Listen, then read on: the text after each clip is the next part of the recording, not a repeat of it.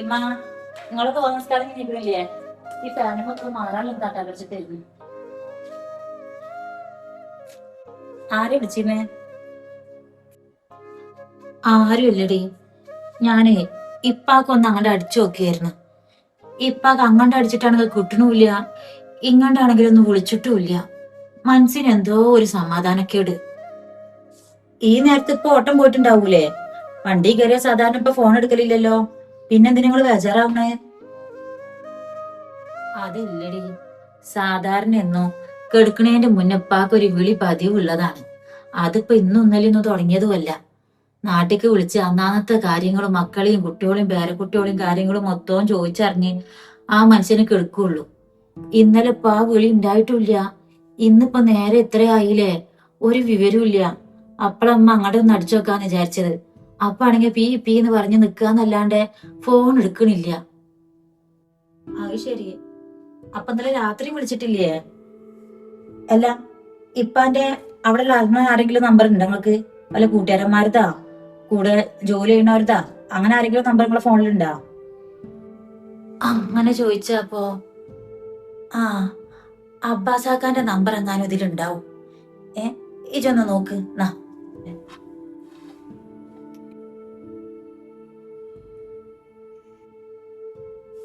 ഇതിലൊരു Abbas T P എഴുതിട്ടൊരു number ഉണ്ട്, അതാണോ?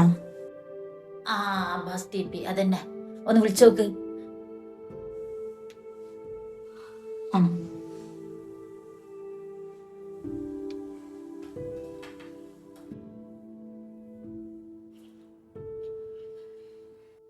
എന്തായി? ബെല്ലടിക്കണ്ടാ? ബെല്ലടിക്കണ്ട്, പക്ഷെ ആരും എടുക്കണില്ല.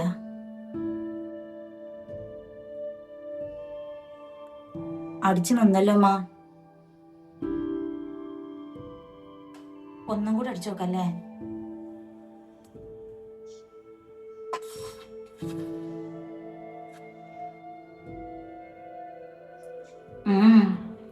ആരും എടുക്കണില്ല, അടിച്ചു നിക്കന്നെ ചെയ്യണത്. വല്ലാത്തൊരു പുകിലായില്ല എന്റെ റബ്ബേ. കുടുംബം നോക്കാൻ വേണ്ടി അന്ന നാട്ടിൽ പോയി കഷ്ടപ്പെടുന്ന മനുഷ്യനാണ് റബ്ബേ. ഒരാപത്തും കൂടാതെ കാത്തോടനെ.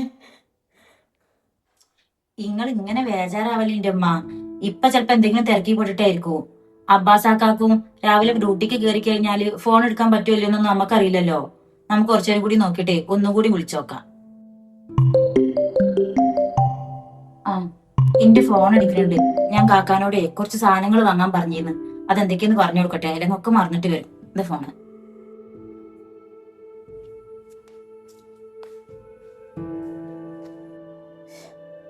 ഇന്നാലും ഇപ്പൊ ഈ മനുഷ്യന് എന്തേ പറപ്പെ പറ്റിയത്? ഒരു നേരത്തും മുടങ്ങാതെ വിളിക്കുന്ന ഒരാളാണ്. ഇതിപ്പോ നേരത്ര ആയി ഒരു വിവരം അറിഞ്ഞിട്ട്.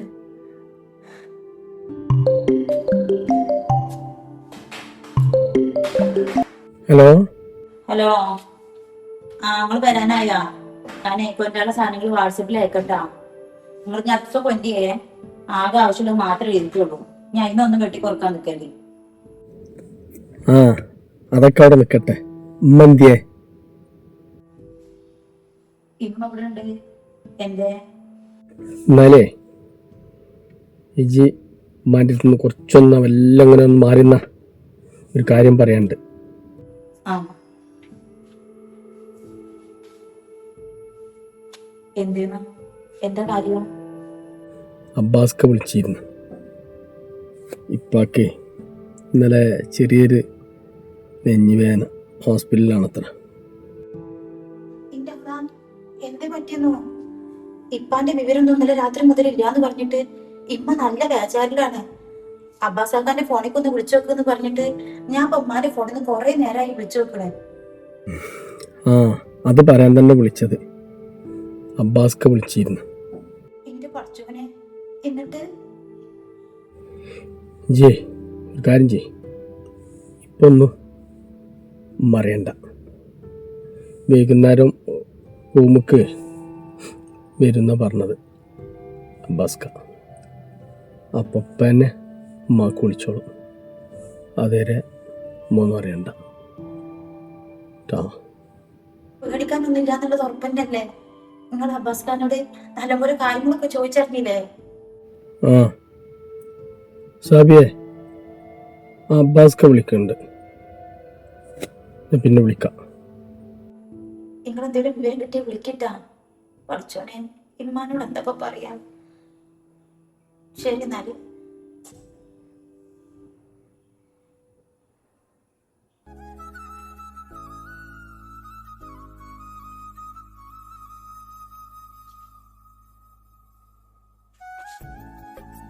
സമയം മൂന്തി ആവാറായി തുടങ്ങിയല്ലോ റബ്ബേ.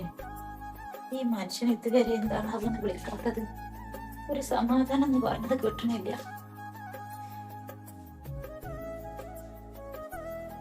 ആ ഹലോ കാക്ക, എന്തായി? വല്ല വിവരം കിട്ടിയോ? പിന്നെ ആ 2 ബ്ലോക്ക് ഉണ്ട്. ഇപ്പാനെ നാട്ടിക്ക് പറഞ്ഞയക്കല്ലേന്ന് അബ്ബാസ്ക ചോദിക്കണത്.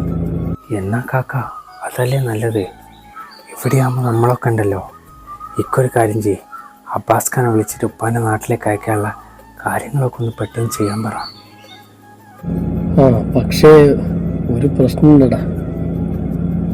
അത് കേട്ടപ്പോ അബ്ബാസ്ഖാനോട് എന്താ പറയാന്ന് വിചാരിച്ചിരിക്കപ്പോ ഞാൻ. പ്രശ്നോ? എന്താ വേറെ പ്രശ്നം? ഒന്നുമില്ല, ഇപ്പൊ ക്യാൻസലാക്കി പോന്നാലേ ഇപ്പൊ എന്റെ സർവീസ് കിട്ടുന്ന പൈസ ഒക്കെ ഉണ്ടല്ലോ, അതൊക്കെ കുറയും. കുറച്ചും കൂടി അങ്ങനാണ്ട് നിൽക്കുകയാണെങ്കിൽ പിന്നെ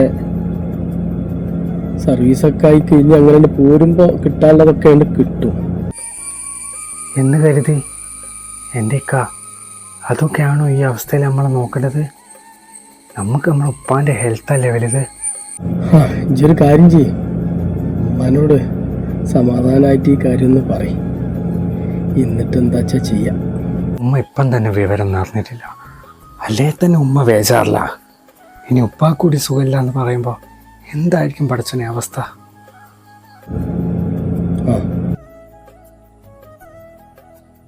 ആരാ നിഹാലെ? കാക്കേണാ?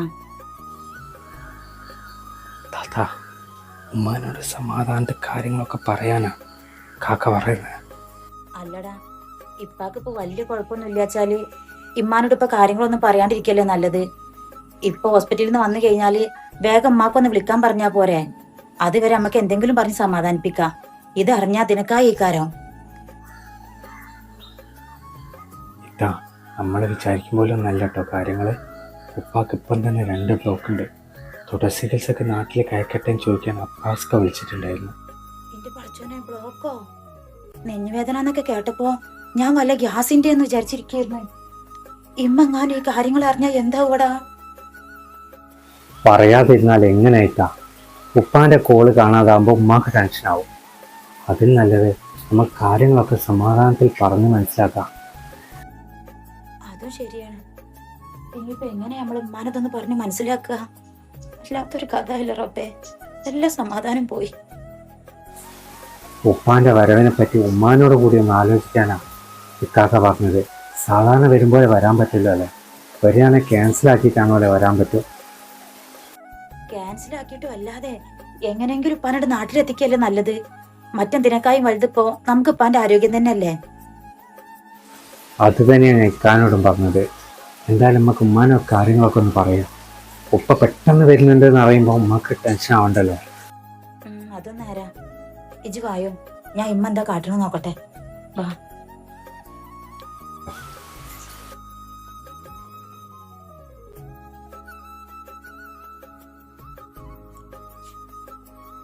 ഇമ്മ. ആ സാബിയെ, ഇന്റെ ഫോണിൽ ഇപ്പൊ അബ്ബാസാക്കാക്കും ഫോണ് പോണിയല്ല. അതും ബി പറഞ്ഞിട്ട് നിക്കാണ്. ഇജ് എന്റെ ഫോണിൽ നിന്നൊന്ന് അടിച്ചോക്ക്. ചെലപ്പോ ഇനി വിളിച്ചെടുത്താലാ, ഒന്ന് നോക്ക്. അത് പിന്നെ നിഹാലെ, ഇമ്മ അബ്ബാസാക്കാക്ക് വിളിച്ചോക്കാനാ പറഞ്ഞ. ഉമ്മ അബ്ബാസ്ക്ക് എന്നെ വിളിച്ചിട്ടുണ്ടായിരുന്നു. ആ വിളിച്ചിരുന്നാ? എന്താ പറഞ്ഞേ? ഇപ്പൊ എന്താണാവോ ഫോൺ എടുക്കാത്തത്? ഞങ്ങളൊരു കാര്യം പറഞ്ഞ ഇമ്മ ബേജാറാവാണ്ട് കേക്കണം. ഇപ്പൊ വൈകുന്നേരം ആകുമ്പോത്തിനു വിളിച്ചോളും. ഇപ്പൊ ഇപ്പാക്ക് ചെറിയൊരു നെഞ്ഞുവേദന. എന്താ പറഞ്ഞേ? ഇപ്പാക്ക് നെഞ്ഞുവേദന?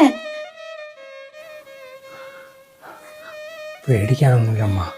ഉപ്പാക്ക് ഇന്നലെ രാത്രി ചെറുതായിട്ടൊന്ന് നെഞ്ച് വേദന വന്നിട്ട് അവിടെ ഒരു ഹോസ്പിറ്റലിൽ അഡ്മിറ്റ് ആക്കിയിട്ടുണ്ട്.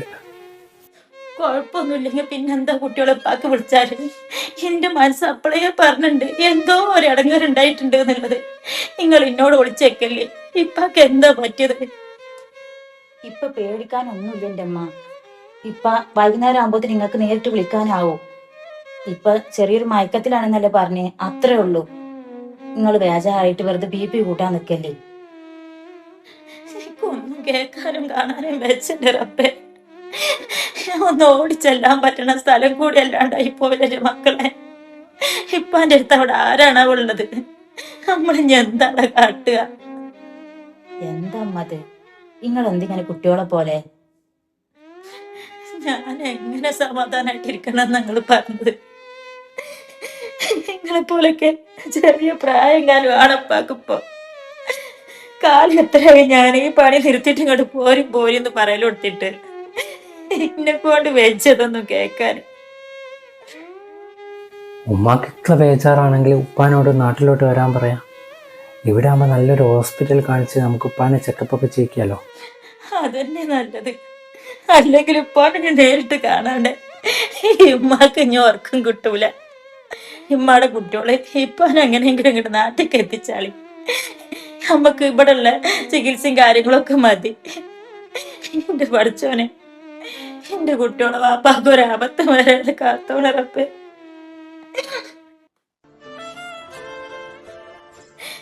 ഞാൻ അപ്പോഴേ പറഞ്ഞില്ല സാവിയെ, എന്റെ മനസ്സിൽ തോന്നിയതാ എന്തോ ആപത്ത് വരാൻ പോവുണ്ട് എന്നുള്ളത്. അല്ലാണ്ട് ആ മനുഷ്യൻ നേരത്തിന് വിളിച്ചാണ്ടിരിക്കൂലെന്ന് എനിക്ക് ഉറപ്പാ. ഉമ്മ, നിങ്ങൾ സമാധാനമായിട്ടിരിക്കും. ഞാൻ ഇക്കാനെ വിളിച്ചിട്ട് ഉപ്പാക്ക് വരാനുള്ള കാര്യങ്ങളൊക്കെ ചെയ്യാൻ പറയട്ടെ. ഇത്താത്ത, നിങ്ങൾ ഉമ്മാൻ്റെ അടുത്ത് ഇരിക്കും. ഞാനിപ്പം പോയി വരാം.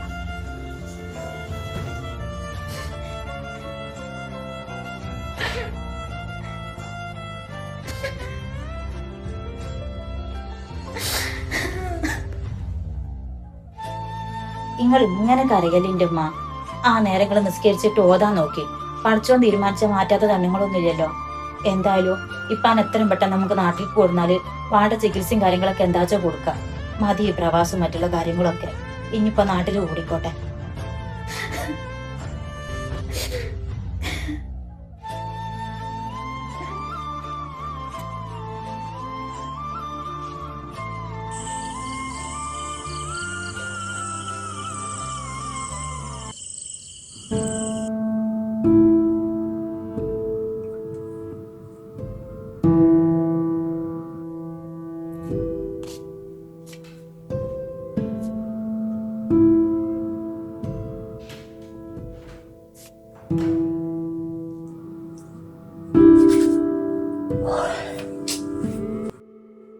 അല്ല, ഇന്നെന്തേ കൂട്ടലും കുറക്കലും ഉമ്മട്ടലും കുത്തലും ഒന്നും ഇല്ലേ?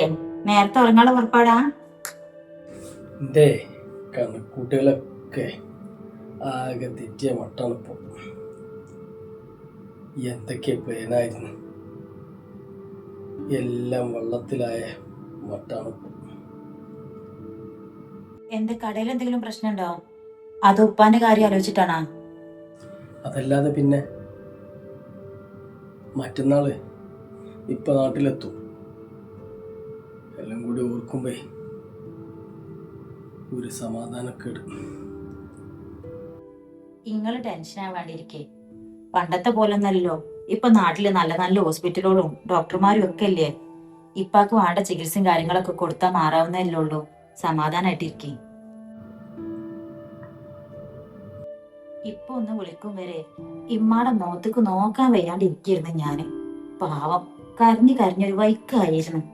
ഈ വയസ്സാം കാലത്ത് രണ്ടോടത്തായിട്ട് കഴിയുന്ന ഓല അവസ്ഥ ഓൽക്കല്ലേ അറിയുള്ളൂ. അതൊക്കെ നേരാ. എങ്ങനെയെങ്കിലും ഒരു വർഷം കൂടി പിടിച്ചു നിന്നിരുന്നെങ്കിലേ വരുമ്പോൾ നല്ലൊരു സംഖ്യ കിട്ടിയിരുന്നു. ഇതിപ്പോൾ ക്യാൻസലാക്കി വരുമ്പോൾ അത്ര വലിയൊരു തുകയൊന്നും കിട്ടൂല. അത് ശരി. അപ്പൊ ഇതാണ് മനുഷ്യ നിങ്ങൾ അലട്ടണപ്പത്തെ പ്രശ്നം. ഞാൻ വിചാരിച്ച് ഇപ്പാന്റെ ദണ്ഡത്തിന്റെ കാര്യം ആലോചിച്ചിട്ടാണ്. ഇത് നല്ല കഥ അല്ലേനോ? നിങ്ങളിപ്പൊ പറഞ്ഞല്ലോ 1 വർഷം കൂടി ഇപ്പൊ അവിടെ എങ്ങനെങ്കിലും പിടിച്ചു നിന്നെങ്കിൽ ആ പൈസയും കൂടി ഇങ്ങോട്ട് കിട്ടിയിരുന്നൊക്കെ. ഈ നിൽക്കണ ഒരു വർഷക്കാലത്തെ ഇപ്പാക്ക് വല്ലതും പറ്റിപ്പോയിട്ടുണ്ടെന്നുണ്ടെങ്കിൽ പിന്നെ നിങ്ങളൊക്കെ മക്കളാന്ന് പറഞ്ഞ് ജീവിച്ചിരുന്നിട്ട് എന്താ കാര്യോ? ഇപ്പൊ നാട്ടിക്ക് വരികയെന്ന് പറഞ്ഞപ്പോ ഇമ്മാടെ മുഖത്തുള്ള സന്തോഷം നിങ്ങളും കണ്ടതല്ലേ? എന്നാലും 1-2 ലക്ഷം ഉറുപ്പ്യല്ല. അത് ഓർക്കുമ്പോളേ ഇത് നായിക്കൊന്നും ഒരിക്കല്ലാതെ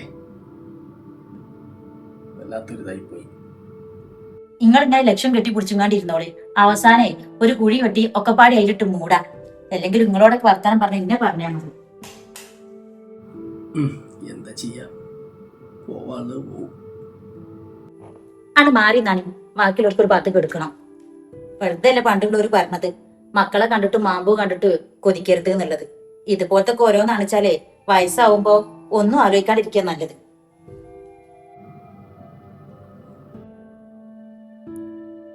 നേരം മുൾക്കോളം അവിടെ ഇരുന്ന് ആലോചിച്ചോളിട്ടാ. അല്ലെങ്കിൽ ഇപ്പാൻ്റെയൊക്കെ നവിസ്യം വാങ്ങിച്ചിട്ടേ നിങ്ങൾ അങ്ങോട്ട് പോയിക്കോളി. അതായിരിക്കും നല്ലത്.